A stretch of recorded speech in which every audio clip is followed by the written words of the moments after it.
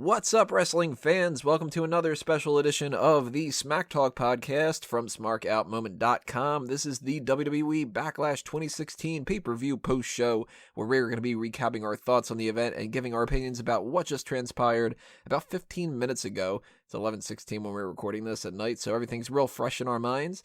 And, of course, that means that we don't know what's happening on Monday Night Raw. We don't know what's happening on SmackDown to be able to look at through hindsight and figure out any other things that happened and whatever news comes out or anything else like that. So we're all just going to be talking about the event that just happened the way that it is. And who's going to be talking? Well, I'm your host, Tony Mango, and joining me on the call for this episode, my other fellow panelist, Kaylin Ferris. Hello to you, Tony, and hello to everyone else on the panel. It is a wide Tony panel. Because it's just Tony panel. It's just us. Yeah. Well, I'll make up an imaginary friend. Chuck. Hey, Chuck, how's it going? Chuck Connors. He needed a last name that's really solidify him. First thing I want to ask is, going into this, we had 5-6 matches. It's about it. And it seemed like there was no way that this could be stretched out to a pay-per-view. Then we get told that there's going to be a pre-show match that happens right during the pre-show. They're like, oh, by the way, we have 2 other people on the roster. Let's fucking add them into the match. We get Baron Corbin versus Apollo. I always said Apollo Creed. They've been saying it too much lately. God damn it. Apollo Crews. What did you think about the idea of these 2 people having the match? And was it just like a throwaway pre-show thing and that's fine? Or should they have actually started a feud between the 2 of them since they had more than enough time? Oh yeah, I mean we've seen these guys match up before, and when we were predicting for our last podcast, we were talking about podcast. I wonder what we're going to talk about on that one. When we were predicting possible matches for the pre-show that they hadn't announced yet, they actually announced this during the pre-show. That was one possibility that we came up with, so it wasn't a surprise at all. I enjoyed it actually. I enjoyed this more. I think the last time I saw them in a pay-per-view setting, they faced off at a takeover, I think, like Takeover London last year or something. So I thought this was an enjoyable match for a pre-show match, and I didn't have much high expectations. We didn't have too much of a build up into it. They just announced it like 10 minutes before they did it, so I enjoyed it. I liked it. I thought it was pretty good. They work well together. The right guy won. See, I'm glad that the 2 of them actually were able to wrestle because they're young guys. They should be wrestling. I don't understand why they're not being utilized more. And it almost seems like WWE doesn't want to use them more so than that they can't think of a reason to use them or anything like that. Because shit, Apollo Crews and Baron Corbin have been a part of the roster for months now. And they haven't really done anything. They haven't been in real solid feuds. They haven't really done anything as far as like title wins and stuff. Like Corbin won the Battle Royal. They pretty much dropped it after that, so they announce it every time he comes out, but other than that, it doesn't really do much for him. Yeah, and he's got to start winning matches and having some feuds for people to actually give a shit about it. So I don't understand that philosophy that they have going on, but having these 2 actually compete is nothing but a positive because the pre-show was pointless without it. Mm-hmm. And you got these guys that are on your card, and they were just not being utilized. Well, there's no excuse for it. They're not injured. They're not suspended or anything where you got to make sure that, you've got something that can kind of excuse their absence or whatever. There is no reason for them not to be wrestling. No, you're exactly right. I enjoy watching both of these guys perform. And with Baron Corbin, especially, I'd say they're dropping the ball. Because with Baron Corbin, I think that they could do like what they're doing right now with Braun Strowman. Or he's kind of like his gimmick in NXT, have the crowd chant along, have him do 10-second matches, build him up as this monster heel before you start pair him up against people on the regular roster. I think that would be a better way to go with him right now. And they've teased a little bit here and there with like the Kane thing and stuff, and there is a future for him. So utilize him now, build him up. And then when he actually can start feuding with other people, people will care instead of just being that guy that's been around for a year and hasn't done shit. The match was all right. I mean, it's a pre-show match. You can kind of take or leave them. Exactly. It was a pre-show match. It was solid for a pre-show. I don't think it would have had much of a place on the card, but I enjoyed it. Yeah. But our first actual match of the night was the SmackDown Women's Championship 6-pack challenge elimination match. Everything had such a long title tonight. Yeah. It's ridiculous. Now, first off, were you surprised at its placement on the card? Because I was. Oh, yeah. I thought for sure this was going to be Usos and Hype Bros. That's exactly what I thought. That made the most sense to me. And then they announced this, and I thought, okay, cool, let's go with it. We had Alexa Bliss as the first elimination. Naomi pinned her. Naomi submits to the sharpshooter. Natalya gets pinned by Nikki Bella. Nikki Bella gets pinned by Carmella. And we end up with Carmella versus Becky Lynch. And at that point, everybody's just going, oh, okay, so Becky's winning. Yeah, exactly. Yeah, once it came down to those two, you know damn well they weren't going to give the title to Carmella to start off with. So I'm glad to see Becky take it. She definitely deserves it. I think she, of anybody there, with maybe the exception of Nikki Bella, is the most over with the crowd right now. But Nikki Bella's already had her long title run, so I'm glad to see Becky take it. I hope she runs with it for a long time. I hope she has it through the end of the year at least.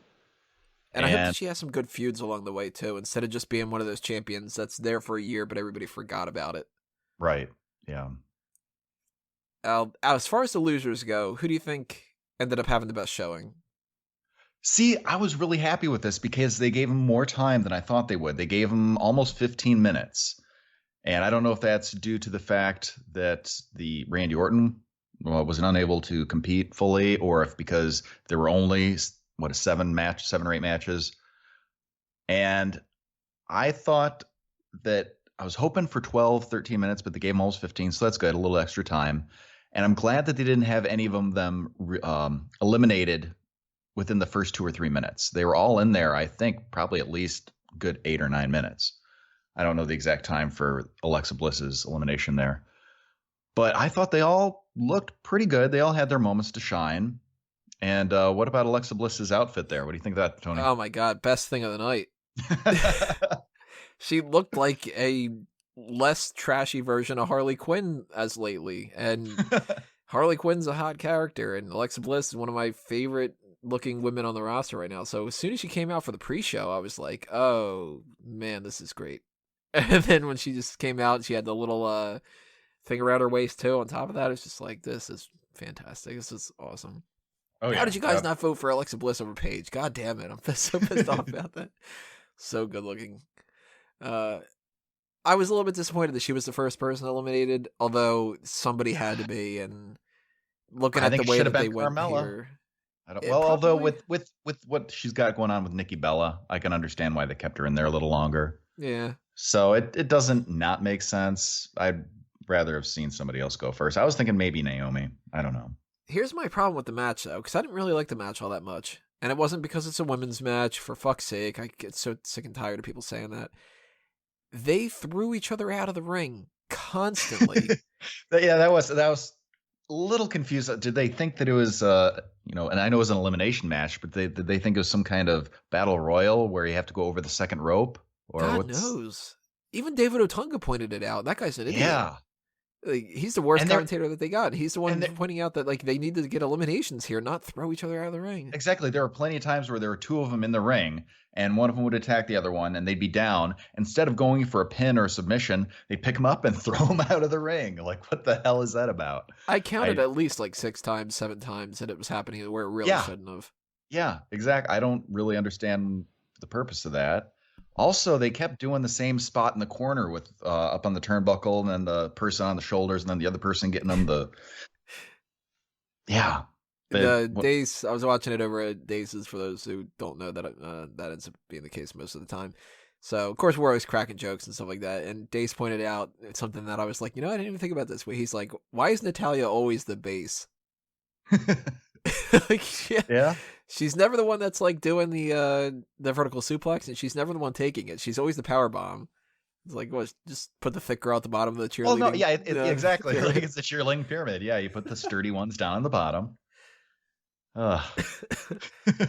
So overall, did you like the match, or were you I was actually pleasantly surprised with this one. I did not have very high expectations going into it. The whole part about throwing each other out constantly was kind of weird, but I enjoyed it more than I thought I would. So I give that one a thumbs up. I enjoyed the match. I give that one something up for Alexa Bliss. Hey. I'm talking about downstairs. For the idiots that check out the show that don't understand these senses of humor. We had a little backstage segment, which I unfortunately had to add to my list of celebrity appearances of the year. Some fucking kid named Jagger Eaton? Ugh. Who? I don't know. Some Justin Bieber wannabe. They had this little part, I think it was on the pre-show. It was either on the pre-show or it was right at the beginning of the thing. Wait, was this one with the Miz you're talking about, or was there this? Because there was one with Renee. The Renee one was the pre-show. The Miz one was after the women's match. Okay, yeah, the one with Renee, and I'm just thinking, who the fuck is this kid? I wonder how much they had to pay for that, because they kept name dropping what was it? Nickelodeon Fridays at 7:30. Watch my show. How much crossover do you think there is between the WWE audience and the people who would give a shit about that show? Yeah, I got to assume there's at least some, because kids watching, they're probably watching that too, and it might be like, oh, that kid that does whatever the fuck he does, that's great that he's in there or whatever. And credit to the kid or whoever wrote the thing. It was kind of a funny segment that he was like, I'd love for you to be on the show unless we can get John Cena. I get the joke, it's like, ha ha ha, shit on the Miz kind of a thing like that. And it's not too bad. We've seen much worse from celebrities, but am I that old that I don't know who the fuck these kids are anymore?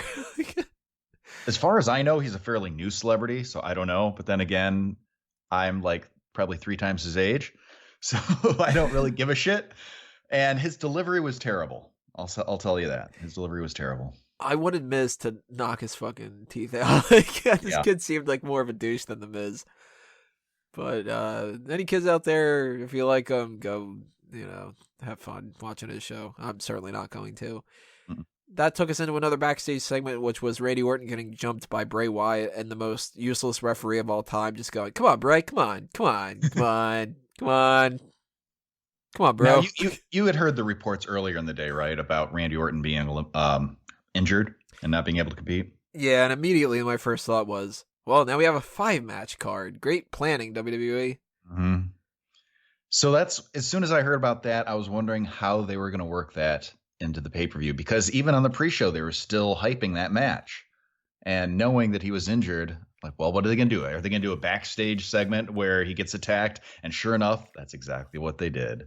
You know that you've watched WWE too long, where you can tell how they're going to book around an injury that happened right before that.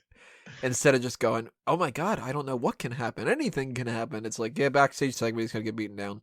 And they're going to replace him with somebody else. And it's going to be somebody who is blatantly obvious. And of course, let's move into that thing. We skip a little bit here. Why not? Yeah.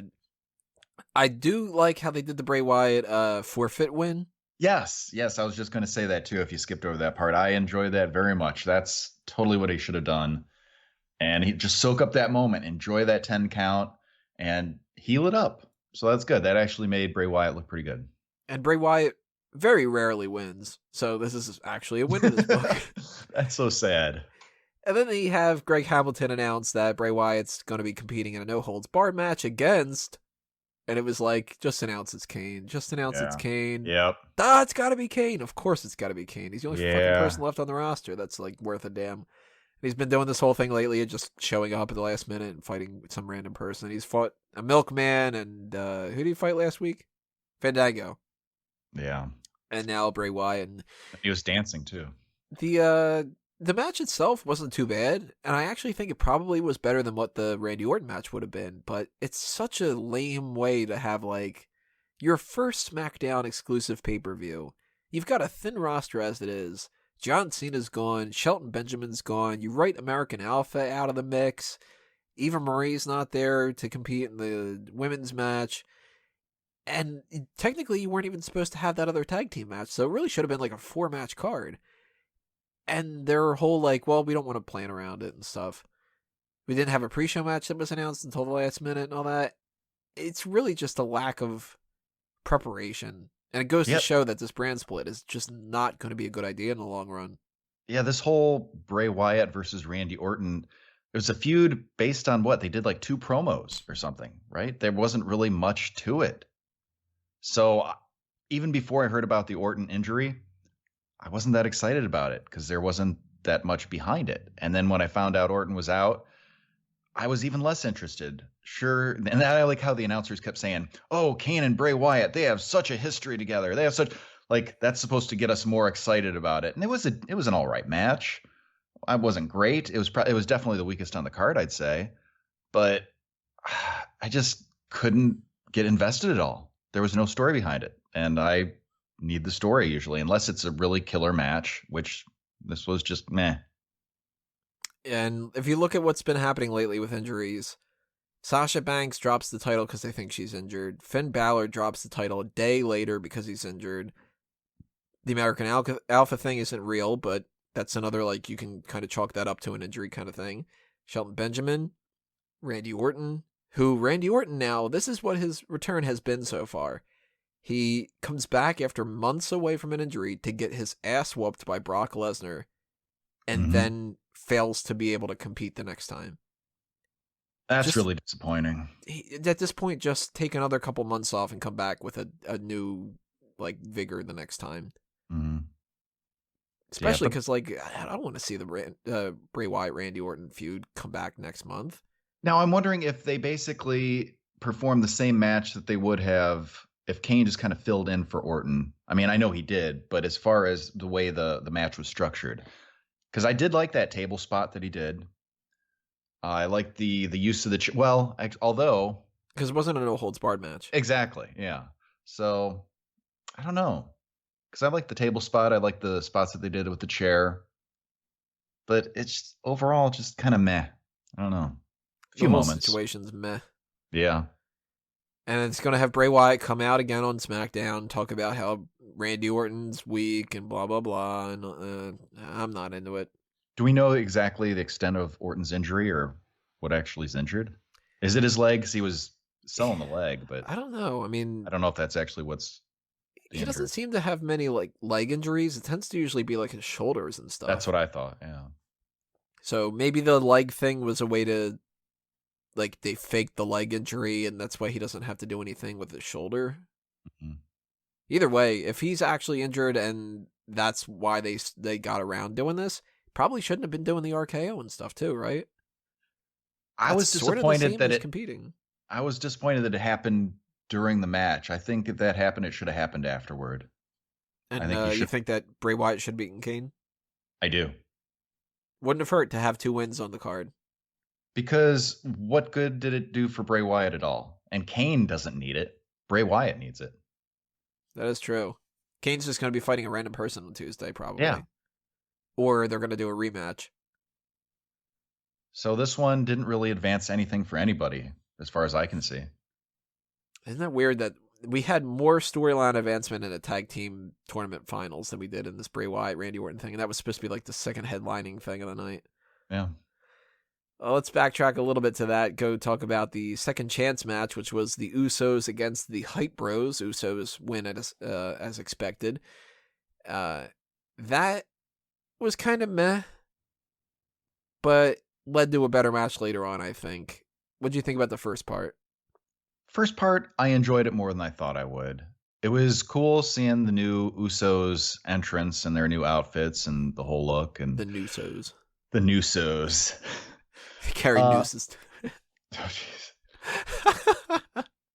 So that was interesting because I was wondering after they turned heel, because I knew they probably weren't going to do the face paint. They probably weren't going to do the call and response. The when we say Us, you say oh, because that's totally a babyface thing. So I was wondering how they were going to present themselves, and I thought they did it fairly well. Hopefully, it keeps evolving over the next couple of weeks till they sort of find that spot. The match itself. I don't know. I mean, it just, gosh, I don't even know where to start. The Hype Bros. Start with Mojo. Yeah, with Mojo, man, oh, man. How do I say something nice? I wish them the best. I wish them to improve. I wish I cared about them more. I don't know. They're not great. Yeah. Trying so hard not to say that they're shit. Yeah, I know. Because I don't hate them. They're interesting, but they got some hype to them. They do have a little bit of hype. I did like the one good part about it though was the sign in the front row, the Super Hype Bros sign, which looked like Super Mario Brothers. I don't know if I you didn't saw notice that. That was good. Yeah, I mean, this was, nobody thought the Hype Bros were going to win, so it was more so just like, let's see what the Usos are going to do for their entrance. And their entrance was, we've got the same theme, but we're a little bit creepy because we're just kind of giving googly eyes to the camera. That is weird. They do the looks at the camera and also going up in the faces of the crowd. That's totally a heel thing. I understand that, but just seems so sudden of a shift. It's like, hey guys, we love you all. You know, Steve Vitale, all that. We're so happy to be here. You fuckers. Sort of turning the switch. I don't know, but they need to do something to show that they're heels. So it's not as weird, I guess, when it's just one person doing it, but when it's two people, yeah, it's very strange that they both happen to be. I understand they're twins, but they just happen to be that together and on the same page that they completely flip 180 at the same exact time. I don't know. I want to throw out a reference to something before we talk about the finals match. Before that, we had a quick promo backstage where AJ Styles was talking to two people saying about how he's going to win the title. It's like a moment in history, that kind of stuff. Shout outs to the guy that was the dark-haired guy in there. That's Brian Johnson. Now, he is the head trainer over at Old Time Wrestling, which I work with. It's in New Jersey. Brian is one of the hardest working guys that I've ever seen in my entire life, period. Not just wrestling wise. Nice guy, great working with the people that he's training and all that.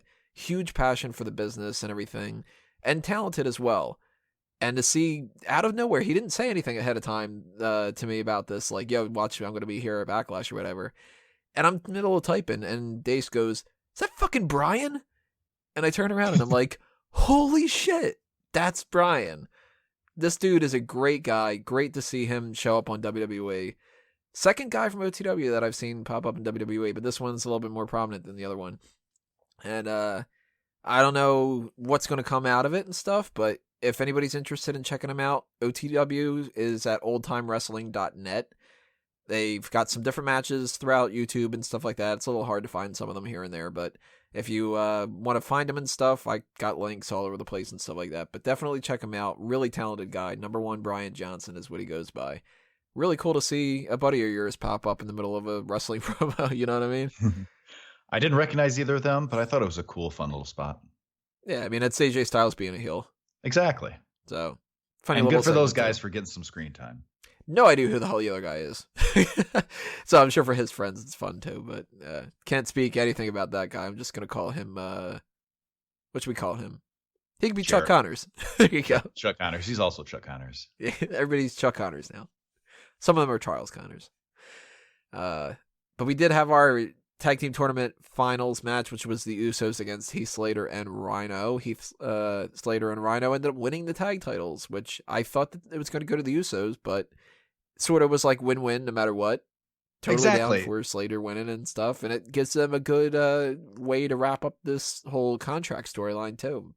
That's exactly what I was thinking. Either way, this one ended up, I think it was good. Heath Slater getting the contract, happy ending, seeing them celebrate and everything.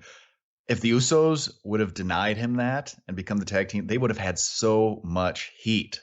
So either way, I think the outcome was good. But now, of course, I would much rather see Heath Slater and Rhyno get it. I'm still of the party that thinks they're dropping these belts Tuesday. Oh, absolutely. I believe so. Yeah, and that's in fact, that was what I said as soon as I was like, yes, all right, they got it. And they're losing them in 48 hours. It's going to be the same thing as the Zack Ryder title win. Mm-hmm. Where it's like, oh man, that's a real surprise. And it's totally not going to be surprising at all when they lose it. Actually, they might end up dragging this out to No Mercy, though. I would be surprised if they held them that long. Well, what was the length that they said for American Alpha? I do not know. Because No Mercy is at least like 4 weeks away. I think. I can't remember exactly when No Mercy is. But they said something like 4 weeks or 2 to 4 weeks, I think it might have been. Mm-hmm. We got 1, 2, 3, 4, 5. Wait. No, apparently I don't have that on my phone. I don't know. I usually keep track of that on my phone. But sometime in October, we're getting No Mercy. It's going to be at the beginning of the month. So maybe they lasted long enough. Maybe they just drop it on Tuesday. Maybe it's 2 weeks from now or something like that. But Slater and Rhyno aren't going into Survivor Series as champs. That's a guarantee. No. And No Mercy is coming up on October 9th. So October in 4 9th, weeks. there you go. So 4 weeks away. They've got a little bit of time that American Alpha can maybe still be out of the commission. And then the Usos win the titles. Then they end up going straight into a feud with American Alpha. I think that might be how they go. But it could just be as soon as 48 hours from now. Oh, I think it's very possible. One thing that I will say about the finish of this match, I am very happy that there was no outside interference. I was expecting one or both of American Alpha to come out and cause a distraction, costing the Usos the match, which would sort of further their storyline. They didn't need it. They won it fair and square. Heath, Slater, and Rhyno deserved it, picked it up. It was awesome. What would you have rather seen? American Alpha cause a distraction, or one of Slater's kids cause a distraction? I hadn't even considered that. Or all of Slater's kids. They just half the appear crowd. around the ring like the kids when Bray Wyatt, the one time when all the kids appeared around the ring. But they're singing some terrible, stupid song instead of Jimmy Crack Corn and I Don't Care. That would be the perfect song. And I like how all of a sudden Heath Slater is fucking Hillbilly Jim. Like, when did that happen? It's a little segment earlier about I usually don't like poop humor all that much, but it was kind of funny how they did it where he was cutting that promo with Renee Young and then he like walked away and then came back thinking like, oh, the interview's over. Oh, thanks for the interview, whatever like that. Oh man, I really gotta take a shit and whatever. We're still live.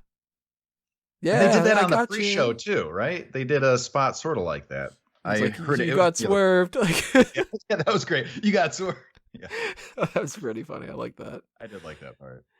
Another thing I liked about this card was the Intercontinental Championship match. The Miz retained against Dolph Ziggler. I think the right man won. I liked the back and forth that they had going on. I think it told the right story because Miz retains only through help from Maurice. So Ziggler looks like he's like kind of the rightful winner.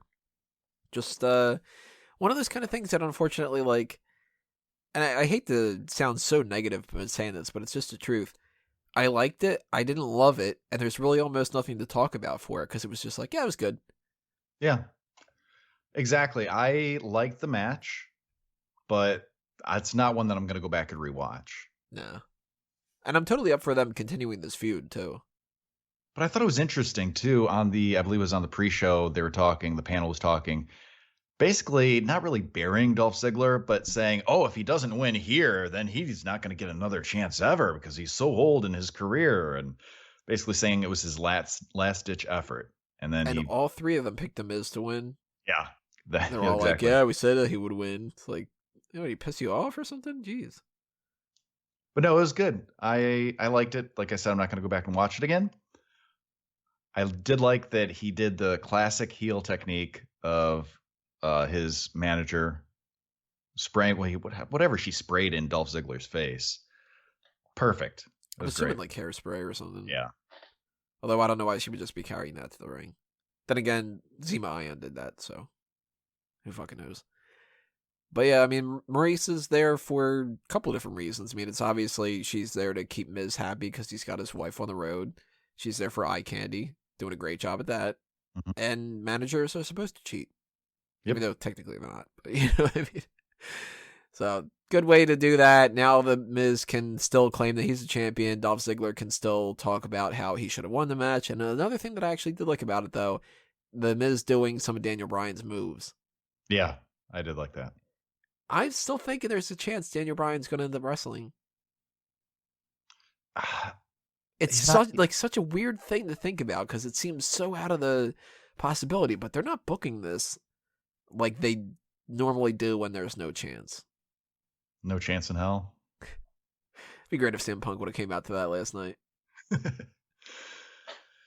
I'm not really sure where they're going with the whole Miz Daniel Bryan angle.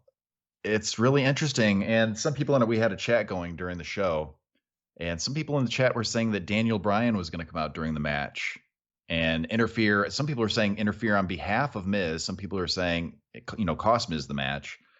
And I'm glad he didn't.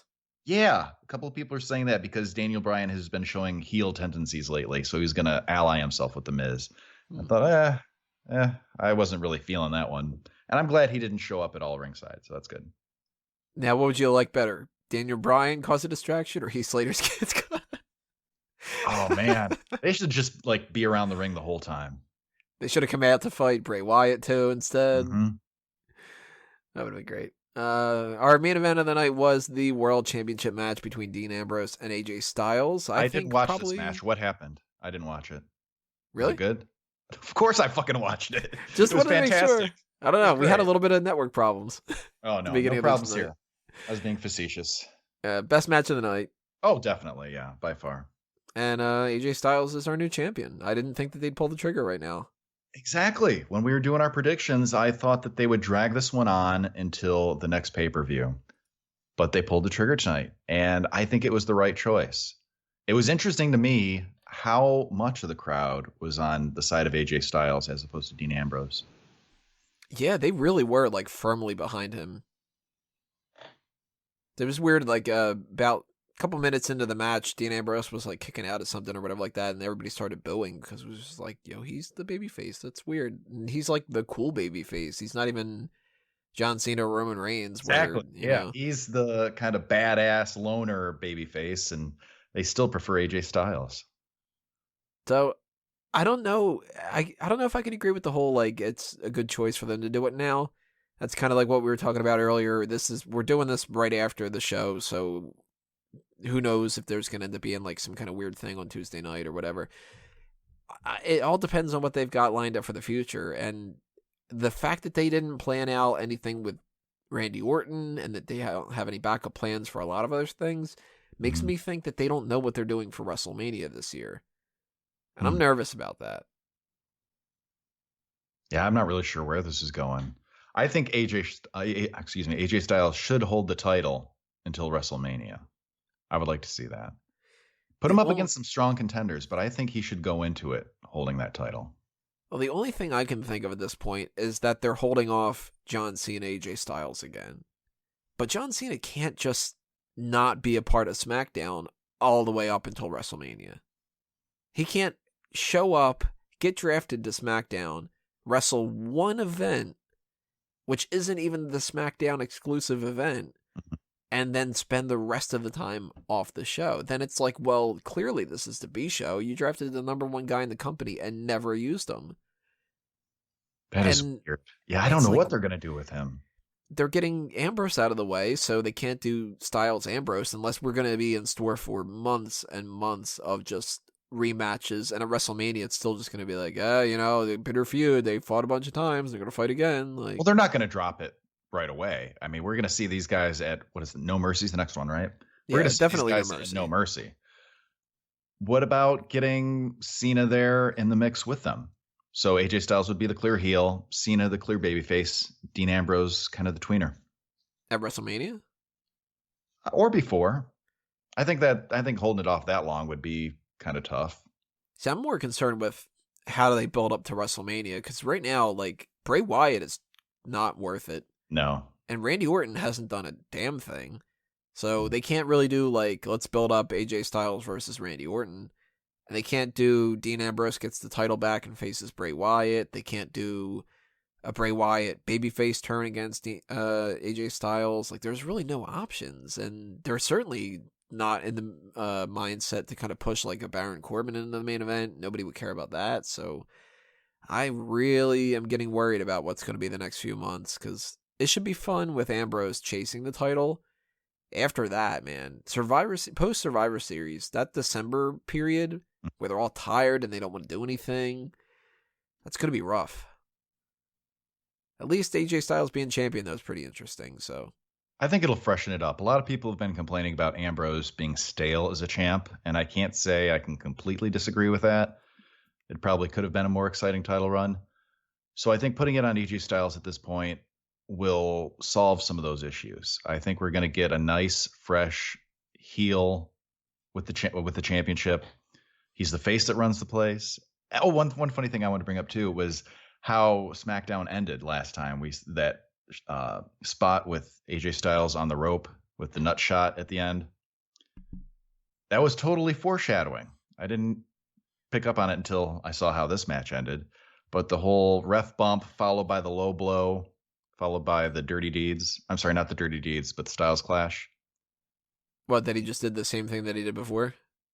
No, just kind of like, I kicked you in the balls before and it worked. I'll kick you in the balls again and it will work.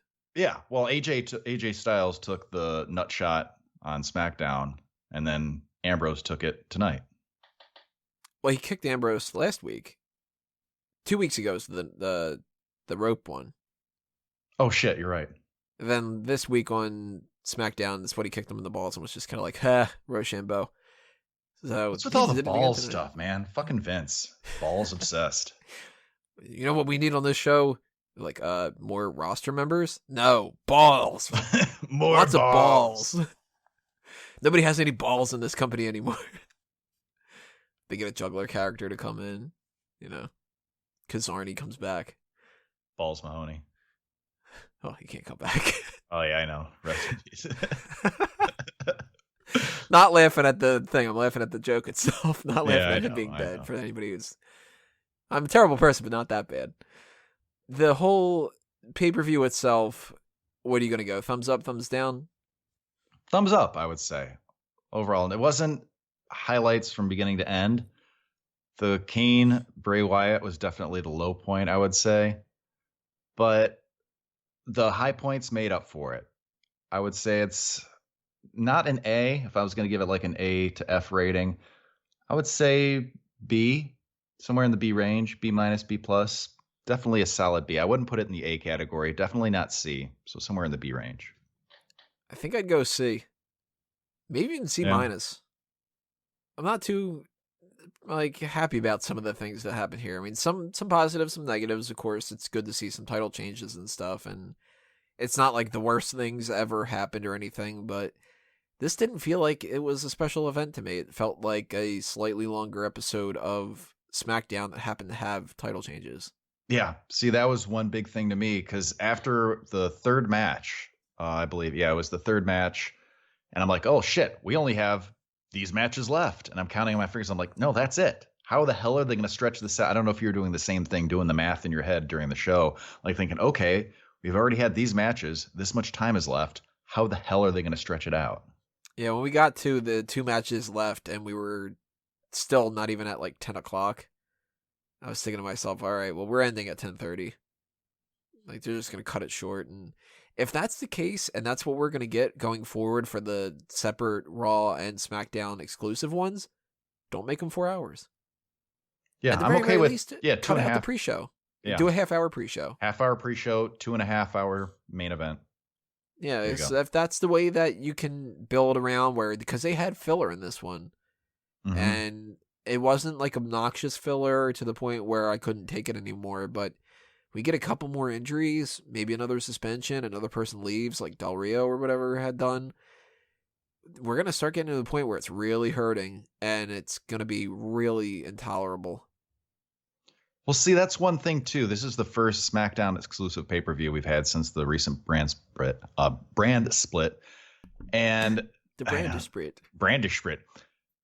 And boy, does it really make it obvious how thin the roster is. Because usually at points I'm thinking, well, if somebody were to run it at this time, who would it be? It could be this person or this person. And when you have a third of the people who could possibly be interfering or be involved, it's like, well, it's not going to be this person. They're on Raw. Not going to be this person. They're on Raw. It's like, shit, who else is left on SmackDown that actually is on the same level? And there's not that much.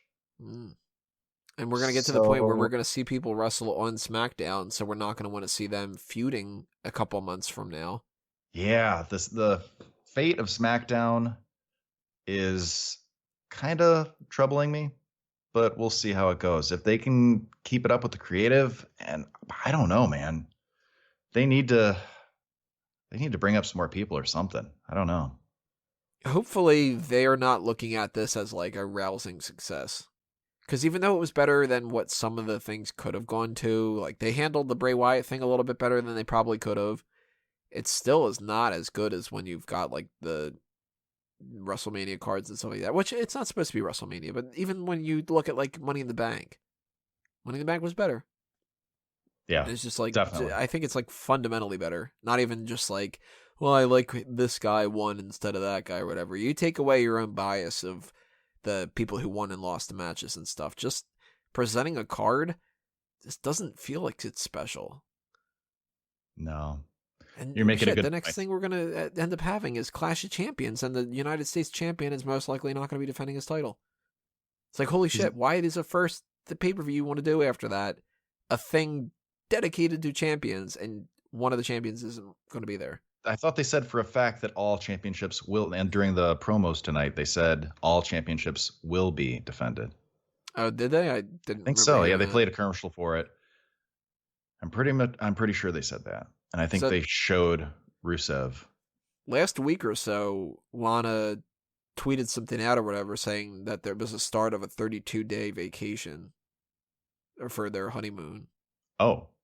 And that was like, well, that's clearly pushing them past Clash Champions. But maybe it's like, we'll take a break for the 1 weekday and then just do Monday night and then just do the pay-per-view or something. I don't know. But I'm more excited about the Cruiserweights than anything right now, which is pretty crazy. Yeah, I'm really looking forward to that too. I think it's going to freshen things up, get some new faces in there, have a little bit more action. Maybe that third hour. I don't know exactly when they're going to put it in the structure of the show, but it would be nice to have around the top of that third hour, I think, because that's when it really starts to drag. Yeah. And I know how to pronounce all the people now. So there's no more Noam and Tyson Ducks. Champa Champa. So that's really it, I guess, for Backlash. I mean, we're going to find out what happens post-Backlash on the SmackDown episode that's going to be coming up in about 48 hours. So if anything changes, any kind of title changes or whatever with the tag titles or anything like that, then we'll see what ends up happening with that when it ends up happening. But Monday Night Raw is not going to give us really any indications, so we're not going to know anything more unless they announce something about Randy Orton maybe, but I doubt it.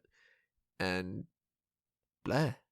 Yeah, not feeling it too much overall. So actually, yeah, I'm gonna go with that C-1, but I want to know what everybody. I'm leaning B minus C+ now. I'm lowering it a little bit. Yeah, you're convincing me here. By Monday night, we're gonna be talking about it. We're gonna be like, yeah, it sucked. It was a fucking F. However, you take away the AJ Styles Dean Ambrose match, and I would probably give it a C- or a D. It just wasn't that great. Aside from that. Yeah. I think that definitely bumped it up a whole letter grade for me. Plus, it's kind of making me hungry because I kept saying cornbread during his theme song. Now I want cornbread. I want to know what everybody else has to think out there. So if you're listening to this, drop your comments below on YouTube or wherever else you're listening to this. And make sure you hit that subscribe button. Follow us all over the place. Smark Out Moment is always whatever we're using, forever that is. And anything that you want to toss out there? You can follow me on the Twitter at Kalen Ferris. Make sure it's the Twitter, though, not that off-brand Twitter. The Twitter. I'm, of course, at Tony Mango, spelled out toe and knee.